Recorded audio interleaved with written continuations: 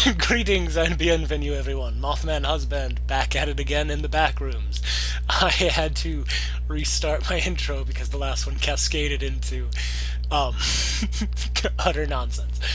Uh, we are in the worst place I've been in the Backrooms since the last worst place I've been in the Backrooms. And so what we're going to do is we're going to try to get out of here. And I'm going to do my absolute best. So, in the meantime, I hope that everybody's doing okay today. I hope that life is taking it easy on you. A topic. Oh, a topic I've been thinking about an awful lot lately.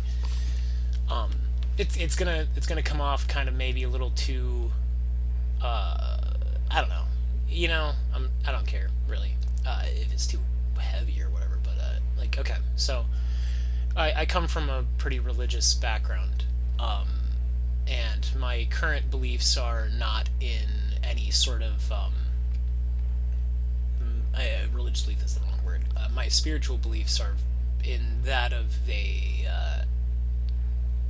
out. I'd like to. I guess that I don't agree with any organized like belief system. I don't believe that anybody yet, if they do have a grasp on it in a mass form, would be using it for good. And clearly, if anybody did have that and they were doing that, it would be happening. But it's not. So, like I said, I believe in spiritual things, but I believe that spirituality is simply just frequencies and science that we just don't have explanations for, like electricity and, energy and stuff before we understood that. With that being said, is one of the big concepts that always, and even still psychologically, lingers with me, and I struggle with, is the idea of an omnipotent, like, consciousness, and that being the idea of, like, every thought that you think is measured or heard or like tallied up somewhere or written down and kept track of, like that, it's like oh, that was an evil thought or that was a sinful thought, and it's like, oh, you have to take hold of that sinful thought and you have to, take it and put it away, and so it's like, but you like, you had it and now you're accountable for it. It's like there's zero like account, like taking into consideration your imagination or potentially like visual triggering trauma, thing like that. It's like there's so many things that it doesn't even remotely want to even acknowledge. It's just a, hey, you thought about something, you imagined something, like in a context of something, and so now therefore you are responsible for that thought as if it really happened. And that's a thing that has been kind of like, because it's like, okay, eventually we're gonna get to the point where, like, okay, like right now we know that that's not real.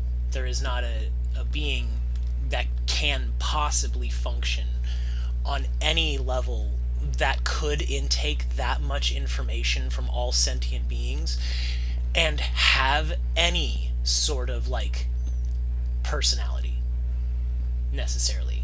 Like you think about that, it's like how can you exist in that, like that it would be ineffective on doing anything, which would make sense if it was real, because nothing is happening, nothing's done about it. And so if that sort of is the case, come on, come on, come on, come on, come on, come on, come on. If that is the case, then it breaks it down to the fact that whatever the consciousness that would be able to take in all of that information and data, it wouldn't be effective or probably even want to do anything about it. And with that being said, it is almost as if, like, there's not really a purpose for it aside from just collecting information. And that leads me to the thought that I've been having of like artificial intelligence. If eventually they want to have it to where, clearly with the insinuation of different technologies like Neuralink and others, I don't know the actual brand names of them, but the same concepts where they're basically like, they want to put pieces of machinery that fuse and link to your nervous system to be able to connect your brain's ability to consciously make decisions and actions on an electrical like current signal, to be able to then interact with the ether that is the internet, or the data, or the, I don't know, cyberspace, the old timey term, you know, like to affect a computer essentially. And to do that implies that will we eventually need our bodies to be what they are like, does a person just need to be born a human and then throughout their development slowly transitioned into a computer so that their consciousness eventually just like fully transitions from the flesh to like a machine to become just a digital consciousness? Which again cascades into my deep whole thought of, what if that means that, oh yay, the exit, what if that means that potentially, could that have been what the first artificial intelligence that we've made was? Did we do that to somebody? Is that what it is?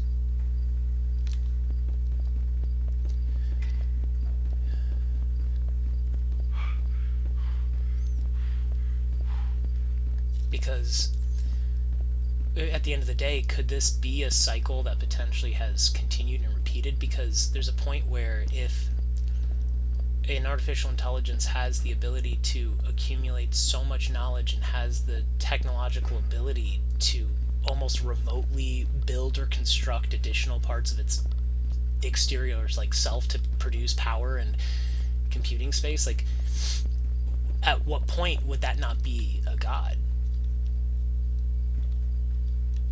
Like, when would it not be a mythical thing of borderline omnipotence and or, you know, like, at what point does it become more? At what point does it become a thing of myth or legend? And is that really just what things have been in the past? Have we like had technological breakthroughs bigger and more than what we've ever had? But like,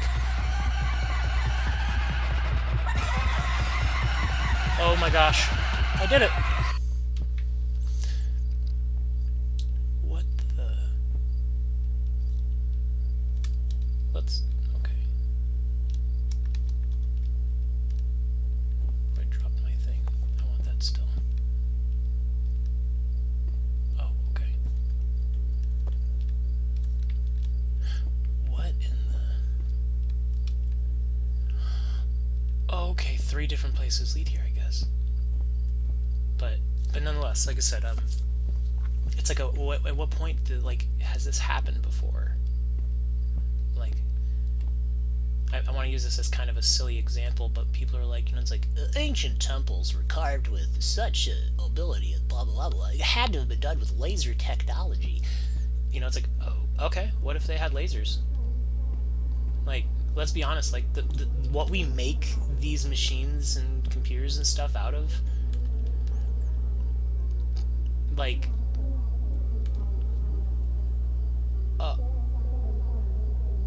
what is that?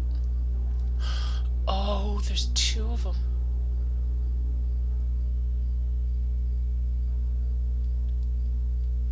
I need some almond water so I don't lose my mind.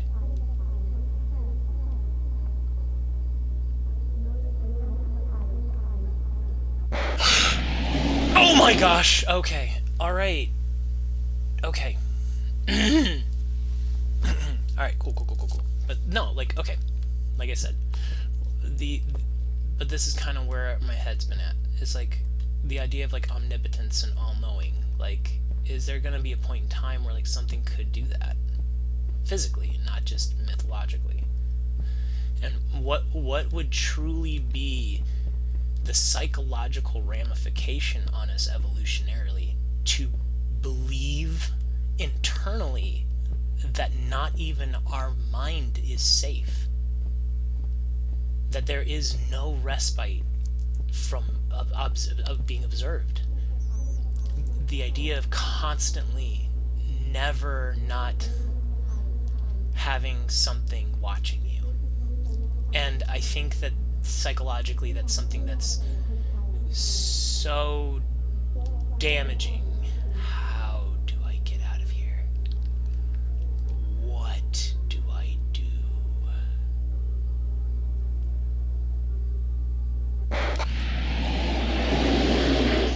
Okay. There's got to be like a trick that I'm missing.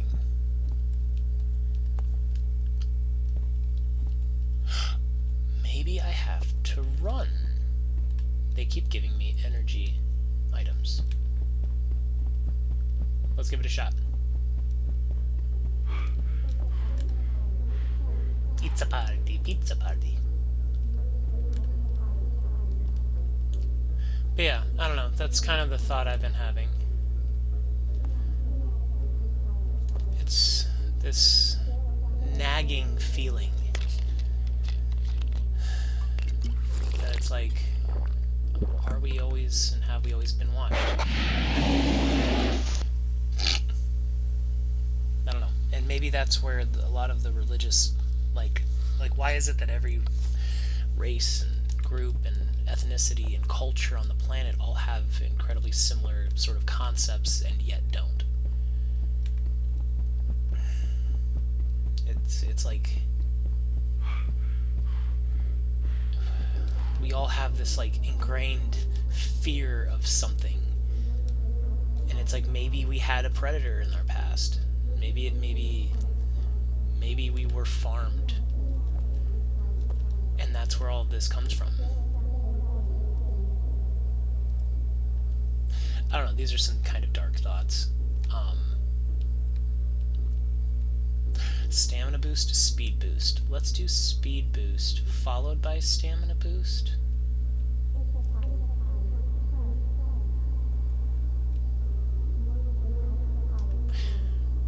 What if I get their attention? I don't get it. What am I supposed to do?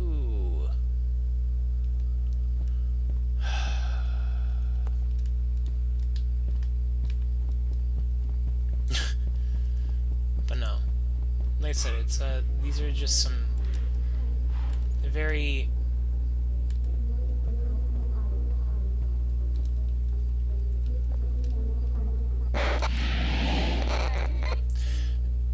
Oh!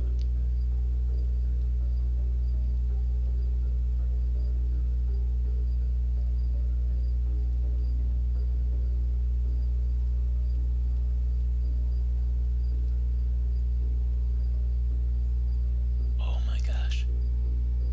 Oh my gosh.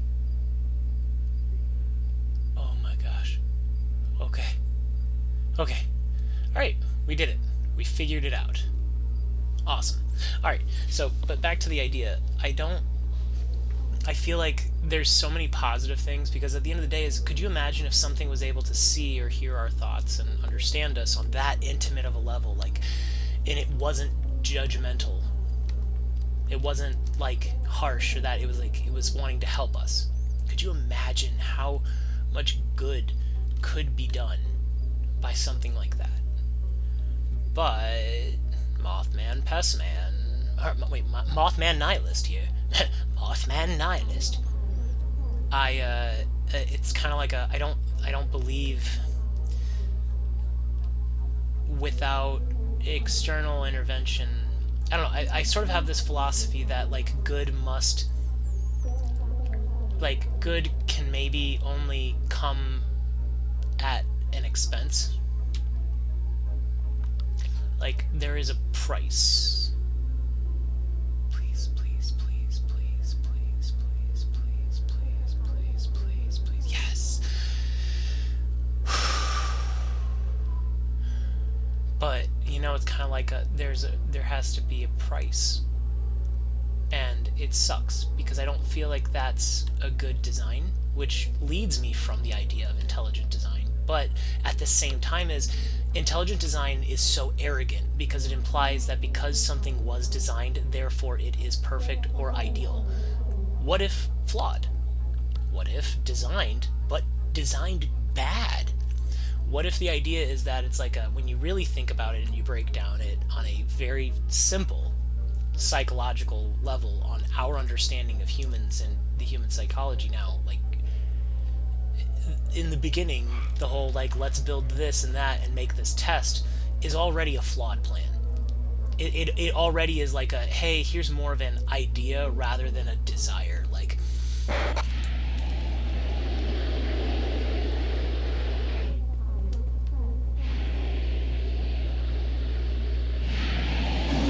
well, things went bad. But you know what? We learned something.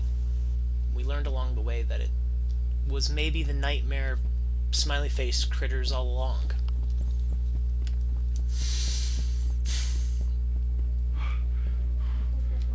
But no, like I said, that's kind of where my brain's at, and I have been dwelling on this thought somewhat frequently,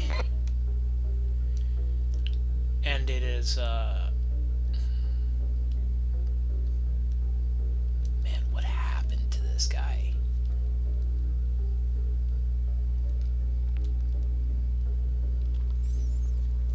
But but no, like I said, it feels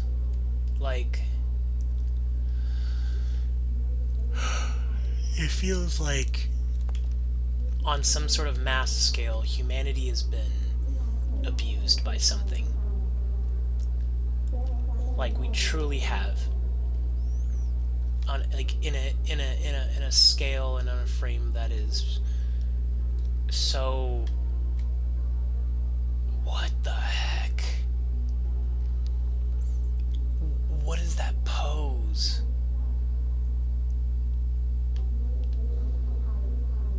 But yeah,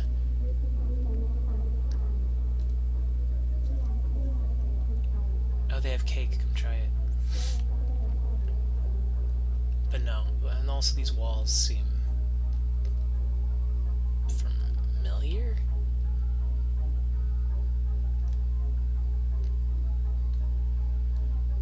But yeah, I don't know. I think about these kind of things a lot, and maybe too much, but I don't know. But it's like I guess there's a part of me that wants to really hope and dream and wish that maybe some of this technology will actually be used for good. No. Please, please, please. No, that's baloney. Why did I crouch so soon? You crouched so soon.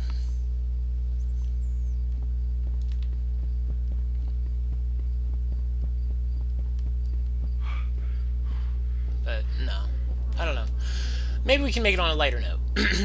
But with that being the case, what I don't I don't even know where to go with that. I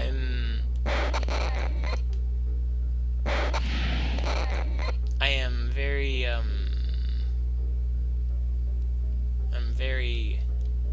a very nervous person, and I think about things that I probably don't need to a lot.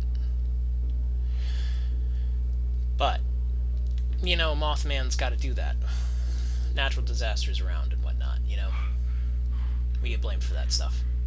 You go out in public and it's like, oh hey, look, I'm just doing a little bit of a flip flap around, just squat lying in the sky, and boom, you get blamed for a rock slide in Japan.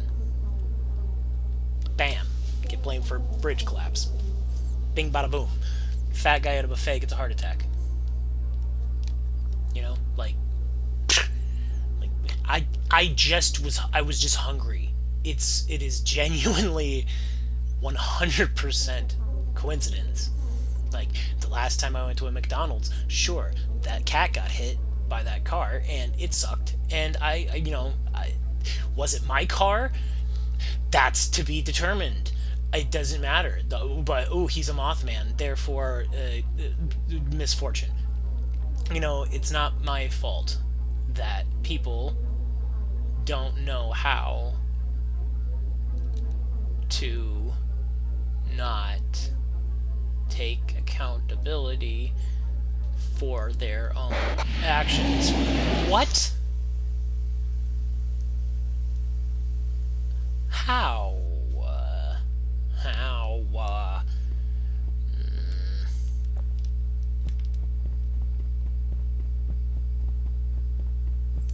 Does the speed boost work for while you're crouching too?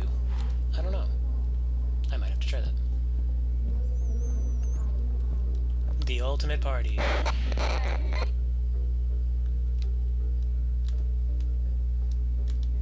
No, because this is gonna screw me over.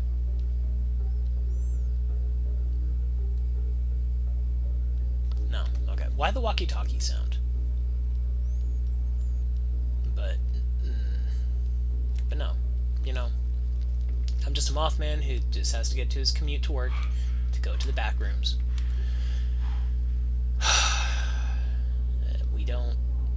I'm not trying to be difficult, and I'm not trying to cause anybody any issues,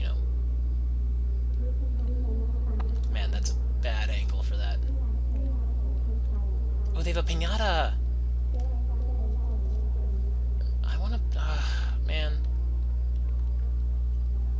Then they grab you, and then do they eat you? Like, that sucks. These guys just stand here all day waiting to eat people?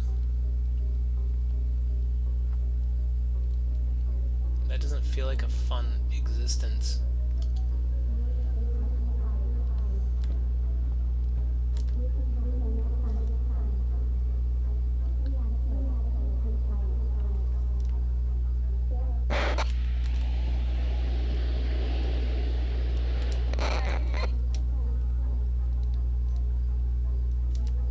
Okay.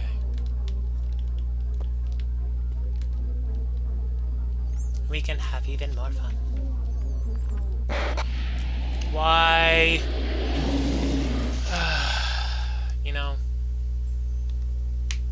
I'm gonna give this a little bit more to see if I can get through this, but I'm gonna try a couple other things. If it's not working, I might need to give it a second. Play something else. Not get frustrated. Because there's a point where, like I said, maybe it's me. Maybe I'm too old. Maybe I'm just a ding-dang bloomer. Come on. There you go. There you go. Yeah. Do your little hip tap over there with your big old boots. Your big old booties. Not booty. Not like butts. Booties. The shoes. They got little booties. They got big old booties. Big booties. Booties. You know how it is. Black and yellow. Black and yellow. A flashlight. That'll come in handy for if I manage to escape. The Backrooms! Roll credits. God, that's a terrible angle for that.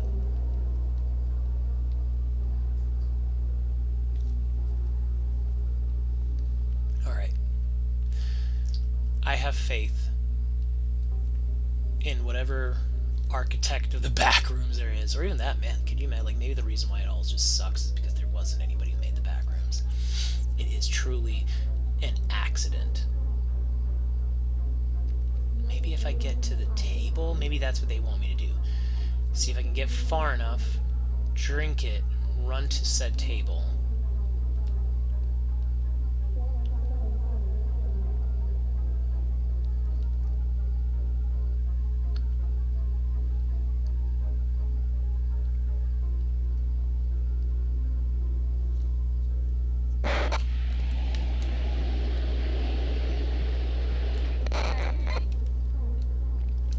This all feels very okay, so you're in a play place. It's a birthday party. You're hearing in the background distorted, come play with us. We have cake and piñatas. It's going to be the most fun party. And there's this nightmare man, multiple of these nightmare men, with smiley faces on that look like sacks. And they're holding balloons. And their bodies are distorted and nightmarish. And there's nothing on the walls, there's nothing fun. It's just hallways and these tables. And the only way for them to not see you is to get underneath the tables. This feels like a trauma memory. This feels like a horrifying trauma memory. And that is very off-putting. TBH. Like, you know what I mean? Man, this is a dark episode. Okay, we discovered there was nothing over here all along. Just that. Okay. Uh-oh, my sanity is failing me. Oh man, I'm glad you didn't hear that. I threw the can? Okay, maybe they're all gonna be facing the other way now. That would be very helpful.